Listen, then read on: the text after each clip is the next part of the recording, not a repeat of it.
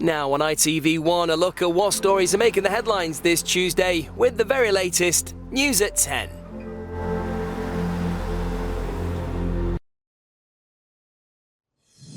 Israel and Hamas on the brink of a deal to end the 15-month-long war in Gaza. As talks enter the final hours, the conflict continues, the number of deaths still rising. In Jerusalem, hostage families urge Israel's Prime Minister to accept the deal, as reports suggest Hamas have agreed to a draft peace plan. Over the past several weeks, our intensive efforts have brought us to the brink of full and final agreement. The deal is ready to be concluded and implemented. I believe we will get a ceasefire. Tonight, we're in Israel as the families of the hostages and the people of Gaza wait for the news they've been longing to hear. Also on News at 10. The anti-corruption minister quits for not breaking the rules. So why did Tulip Sadiq resign, and what impact on her boss who hired her? Kate says she's in remission and returns to the hospital where she was treated for cancer, thanking the staff who quietly walked alongside her and William.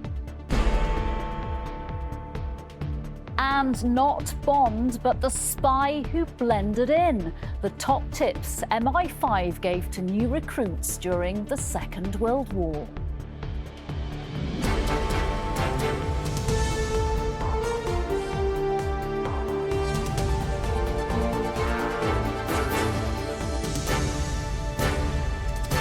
This is ITV News at 10 with Julie Etchingham in Tel Aviv and Nina Hossain in the studio.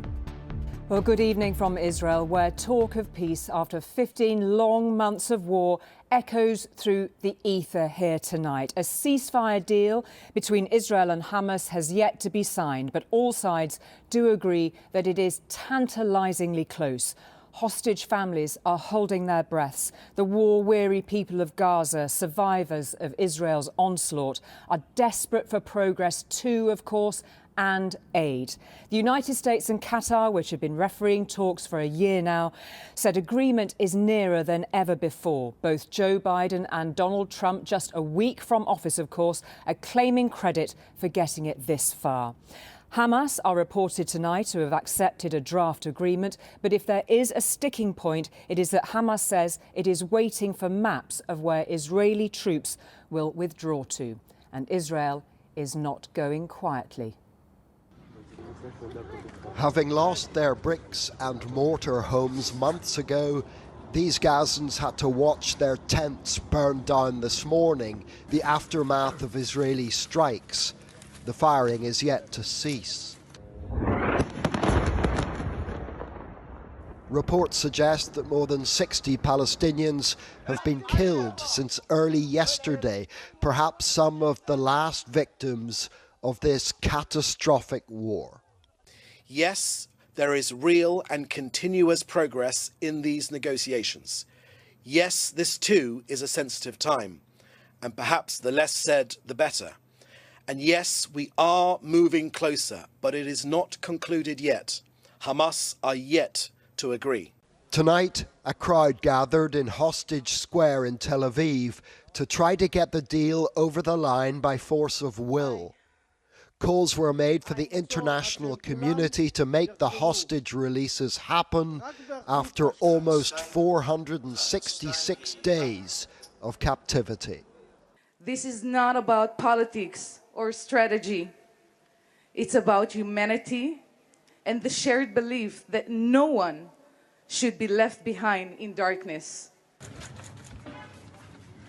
There were yet more funerals today in both Israel and Gaza. And amid the grief, there's been an outcry as well over the fact that the Israeli Prime Minister is apparently prepared to sign a deal that he previously rejected several times. One of the far-right ministers who forced his hand has boasted on X, saying that, quote, "Over the last year, using our political power, we managed to prevent this deal from going ahead time after time." This appears to confirm that Mr. Netanyahu perpetuated the war for the sake of his government's survival. Now the prospect of incurring the wrath of Trump has forced a change in tack. A spokesman at the Qatari Foreign Ministry outlined the state of play, saying that today marked the closest point to reaching an agreement. Few have done more to secure a ceasefire than US Secretary of State Antony Blinken, who today spelled out the logic behind resolving this conflict. Israelis must decide what relationship they want with the Palestinians. That cannot be the illusion that Palestinians will accept being a non-people without national rights. 7 million Israeli Jews and some 5 million Palestinians are rooted in the same land. Neither is going anywhere. But there can be no progress without a ceasefire. Many Gazans have spent the day glued to their phones for news. For the 2.2 million people on the Strip, the stakes could not be higher. One man summed up perfectly the perspective from Gaza. There is no job, no food, no life. Enough is enough, he said. John Irvine, News at 10, Tel Aviv.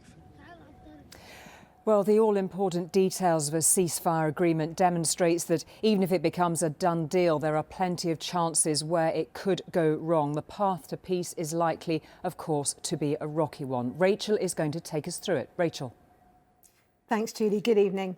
So negotiators from Israel and Hamas, now in the same building, which is progress in itself in Doha, are working their way through a draft agreement. Nothing's finalised, but it's understood that the ceasefire deal on the table would be split into 3 phases, each lasting for 6 weeks.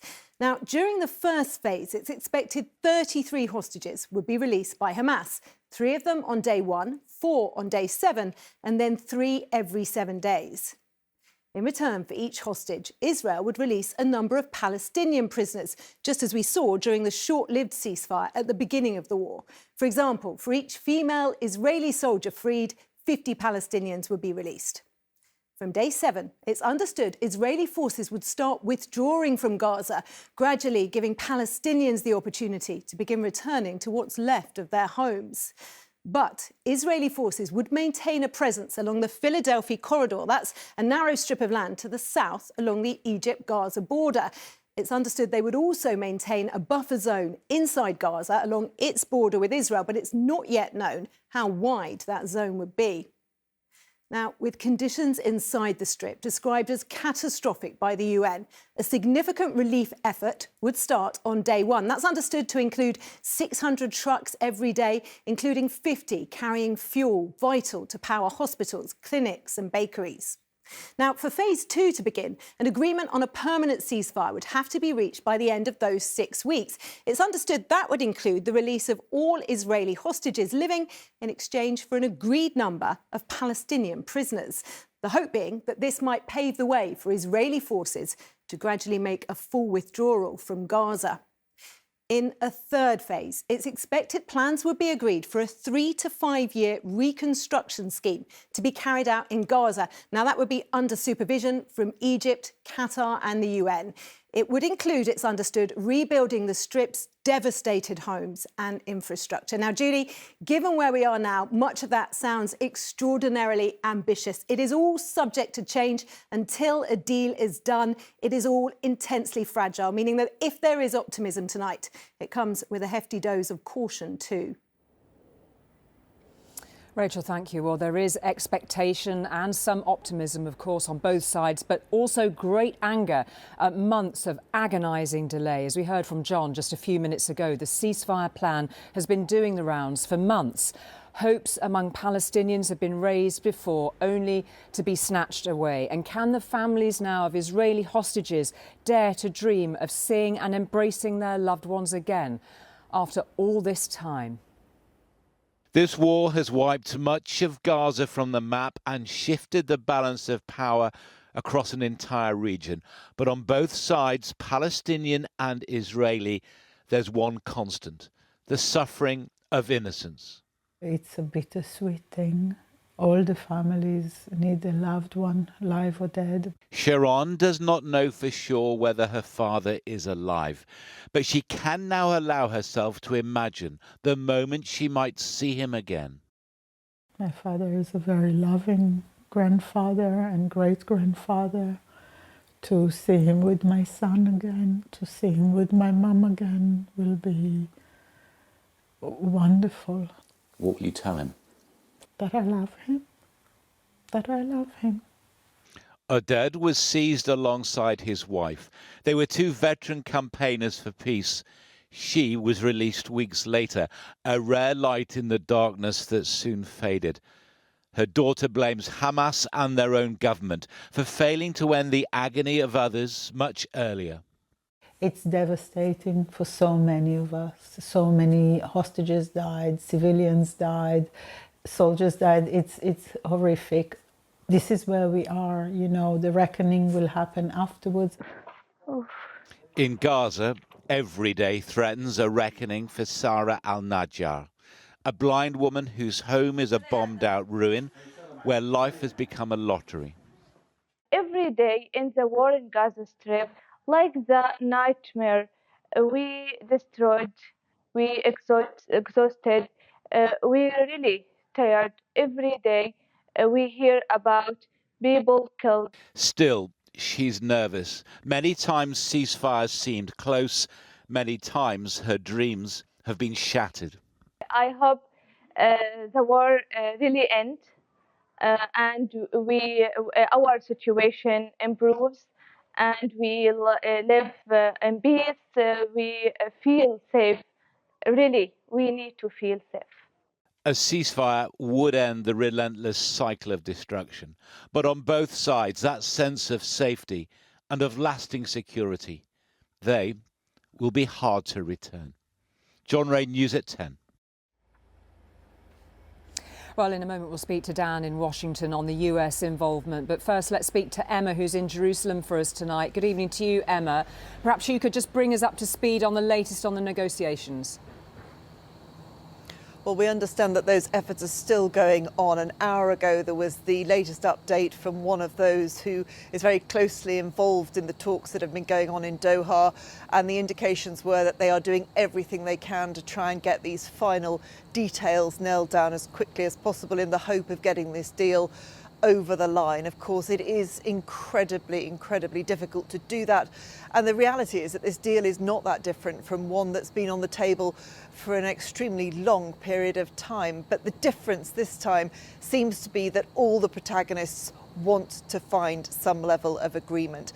Perhaps not the right wing of Prime Minister Netanyahu's cabinet, but all the others seem to have taken note of the situation facing them. And what's shifted is really the arrival of President Trump. When he takes office next week, they know that the ground is going to shift. Hamas has been warned that if the hostages are still in captivity, all hell will break loose on them.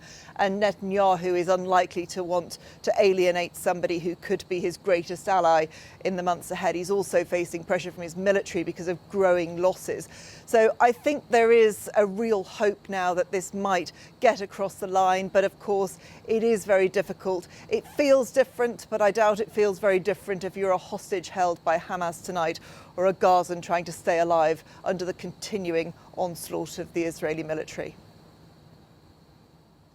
OK, Emma, thank you very much for that. Let's cross then to Dan in Washington. And as Emma was saying, it is the very fact of the arrival of Donald Trump in the White House which seems to have given this deal, which has been doing the rounds, this fresh impetus. What more can you tell us about that? And what might it tell us about how he will tackle and inform other challenges? Well, Julie, there's definitely a sort of Trump factor in all of this. We've had the unprecedented situation over the recent weeks of an incoming administration negotiating at the same time and in parallel as the outgoing one. We've had Steve Witkoff, Donald Trump's envoy to the Middle East, the New York property tycoon himself, doing some pretty tough negotiations with Benjamin Netanyahu, which appear to have moved the ground a little bit. But as Emma suggested there, the reality is both sides see a reason now to want to move forward with this deal, partly because they don't know how Donald Trump will react if they walk away from it. Donald Trump sees Gaza as a political liability that has damaged Joe Biden over the last 15 months. He wants to take credit for getting this deal over the line, but he doesn't want the blame for any more bloodshed either. So he's got a reason to want this deal to be pushed through before inauguration, or certainly coincidental with it. The problem with all this, Julie, is that the implementation of this deal will happen under his administration, and if that in some ways fails, then blame will end up being put at Donald Trump's feet. OK, Dan, thank you very much indeed for that. And that is it from Israel for tonight. Now let's go back to Nina for the rest of the day's news. Julie, thank you. The arbiter of ministers' behaviour said she hadn't broken the rules, yet the colourful career of junior Treasury Minister Tulip Siddiq is over for now. She resigned from her job, saying she didn't want to be a distraction from the work of the Labour government.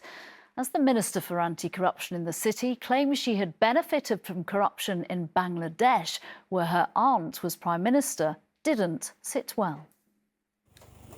Only yesterday, as she was leaving her London home, Tulip Siddiq was one of the rising stars of Keir Starmer's government, the Minister for Financial Services and for fighting fraud and corruption in the City of London. Will you resign?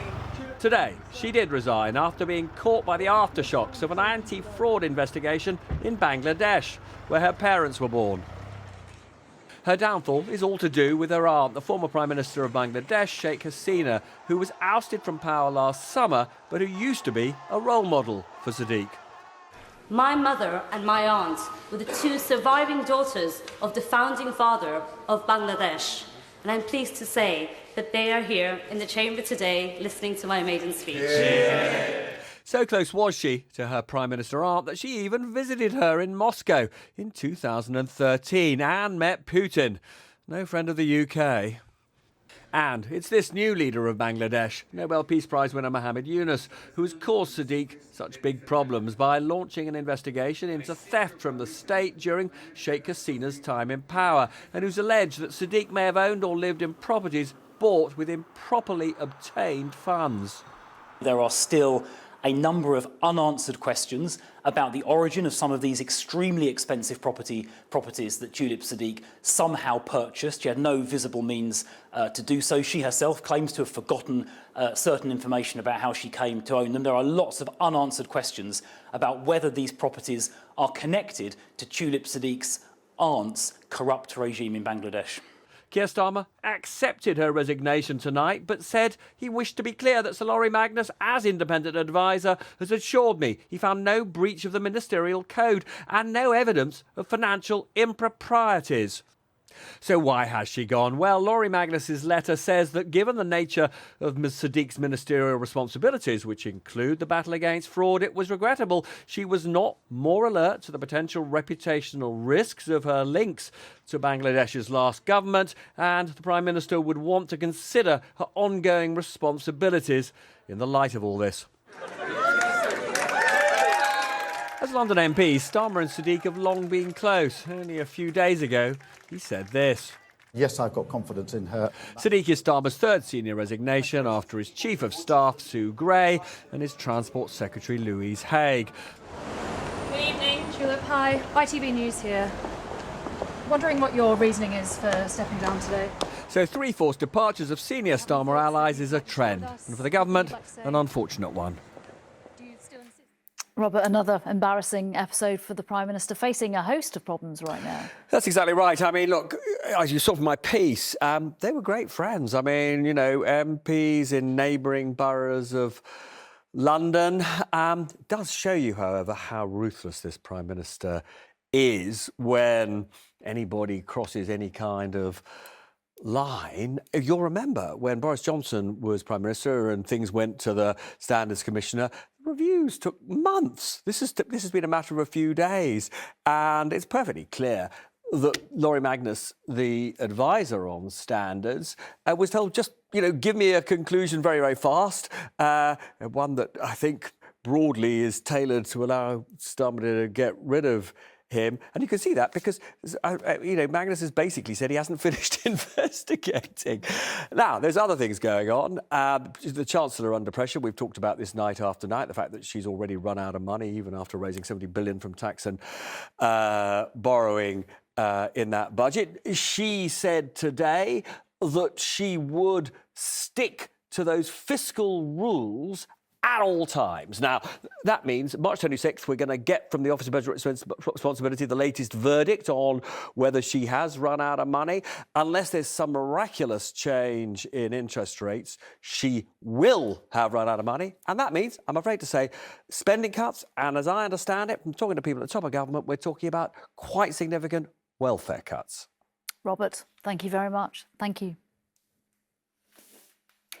It is the word every cancer patient hopes to hear, remission. Today, Kate, the Princess of Wales, used it for the first time about her own illness and said how relieved she was.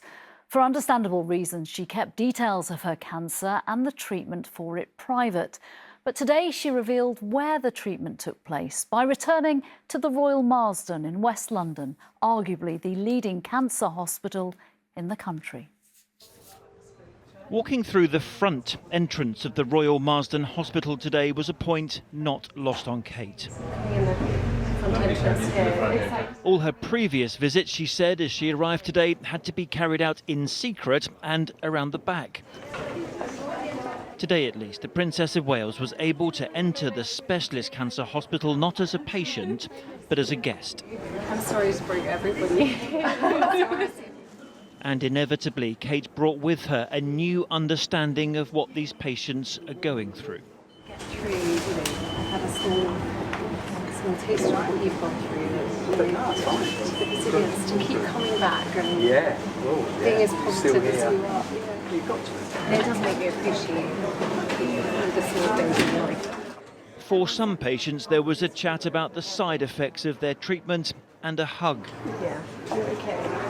Stay strong, okay? For others, a gentle tap of understanding and a knowledgeable conversation about the treatment. Yeah, exactly. Just when you start to feel a bit better off back of the two treatments, you're then like, I mean, today I feel great. Yeah. Two Catherines sharing each other's cancer journey. I've just had a port put in and she had the same, so it was just nice to hear how she felt about it. She said she was quite attached to it. This afternoon, Kate posted a message on social media for the Royal Marsden staff. She said her heartfelt thanks goes to all those who have quietly walked alongside William and me. She then spoke about remission for the first time. It is a relief to now be in remission, she said, and I remain focused on recovery. As a specialist cancer centre, it's incredibly important that we take some of the fear out of a cancer diagnosis. And that openness and transparency is really important because cancer touches so many people and their families. Kate said this hospital gave her exceptional care and compassion, and today she's joined Prince William as its royal patron. It was a role her mother-in-law, Princess Diana, held at the same hospital for 8 years.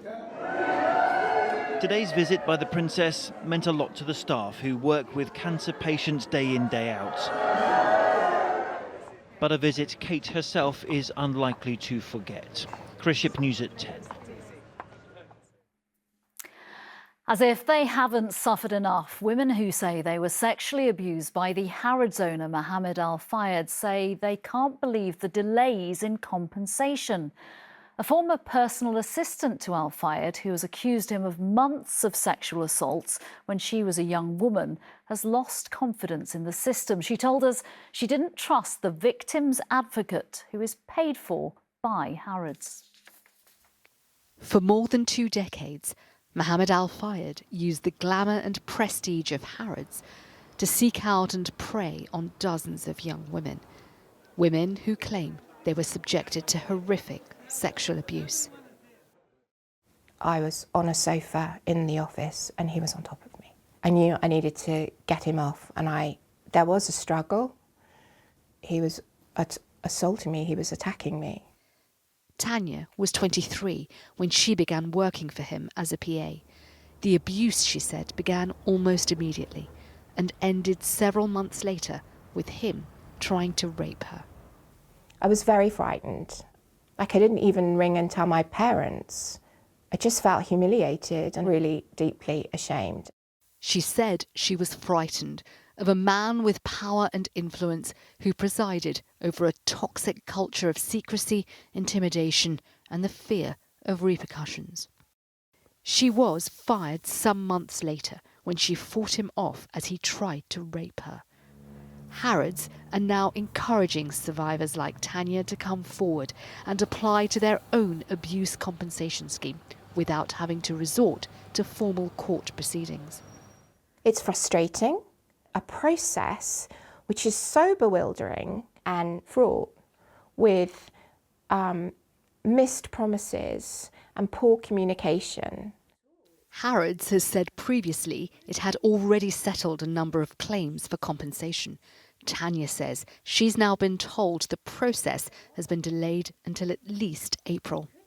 Harrods admits the delay, saying it's committed to a process that's quick but also robust, fair and transparent, and that it's been independently advised to consult on the scheme before rolling it out.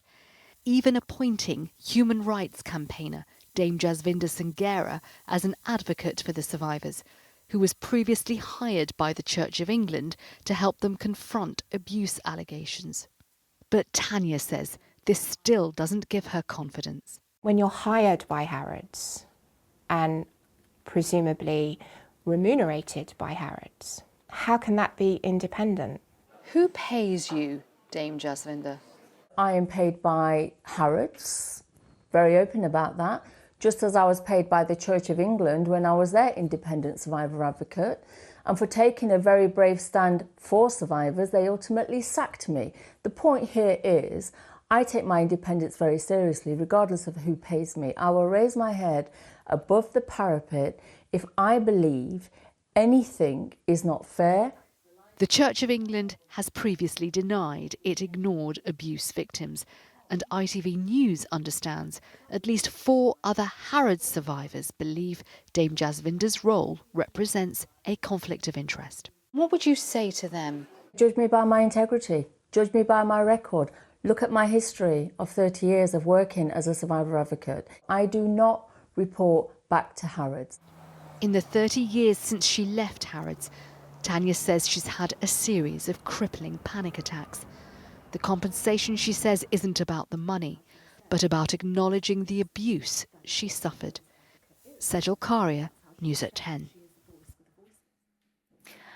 Firefighters in and around Los Angeles are as prepared as they'll ever be this evening to deal with the predicted return of strong winds. They are more or less lying in wait in their fire engines, ready for any new flare-ups. As the sun rose on another critical day in LA, firefighters waking up in their trucks for the next 24-hour shift. A week on from the start of the most destructive fires in the city's history, and wind conditions over this scorched and battered landscape are once again expected to reach hurricane force. For this significant wind event, we are taking an aggressive lean-forward posture, and the LAFD has staffed all available resources, strategically placing fire patrols and engines in the unimpacted high fire risk areas in the city. Overnight, new fires did spark up to the north and east of the city, again perilously close to roads and buildings, but water dropped from above, and the work of crews on the ground has kept these blazes so far under control. 15,000 firefighters are now deployed all round LA. This crew in the Palisades fire zone grabbing a break after working through the night.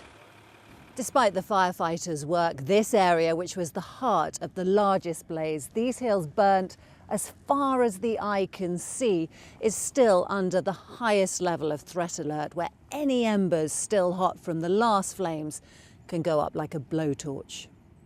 So when we're coming in, it helps us determine where we still need engines at. Monitoring the situation in his truck, Fire Chief Chris Tate was in this exact location 4 days ago when the blaze was at its height.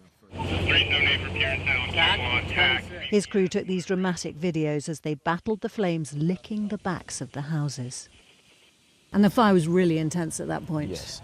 Yeah, we saw flame lengths of 25 to 30 feet in some places, and it was dangerously moving pretty quick up towards the houses, up the canyon. And how confident do you feel that you've done everything that you can? We'll utilize hand crews to go in and use their tools to dig it up, and we'll use the engines to go out there and squirt water on anything that would be hot. Almost 90,000 residents are still evacuated, and police teams are searching through these charred streets for the 24 people missing, while the city waits to see whether there's yet more of this to come. Romilly Weeks, News at 10, Los Angeles. In the 1980s and 90s, no television or radio panel show was complete without an appearance from the comedian Tony Slattery.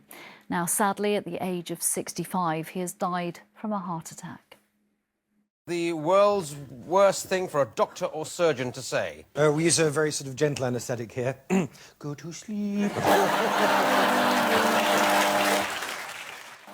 He made his name on Whose Line Is It Anyway? He also lit up Have I Got News for You and Just a Minute. His longtime friend, Sir Stephen Fry, who'd worked with him since their Cambridge days, called him the gentlest, sweetest soul. Finally, how different the James Bond books and films might have been if author Sir Ian Fleming had followed the 1940s guidance on what makes a good spy. The now declassified advice was published today. The overwhelming rule then: be as dull as possible, do nothing to attract attention. So titles might have included Dr. No Distinguishing Features, From Runcorn with Love, and You Only Live Once. Mr. Bond. James Bond. If you believe Bond, being a spy is impossibly glamorous and exciting. But it turns out the world of espionage can be less exhilarating, more exacting, and often a little bit dull. Newly declassified documents reveal the advice that was issued to all new spooks during the Second World War. A good spy, it says, should be nondescript, no taller than 5'8", and do all they can to blend in. James Bond obviously didn't get that memo. Sean Connery's Bond was too tall, standing 6'2". Daniel Craig's was closer, at 5'10", and although Gary Oldman's George Smiley might have been the perfect height, John le Carré's character was also described as middle-aged, overweight, and never without his glasses.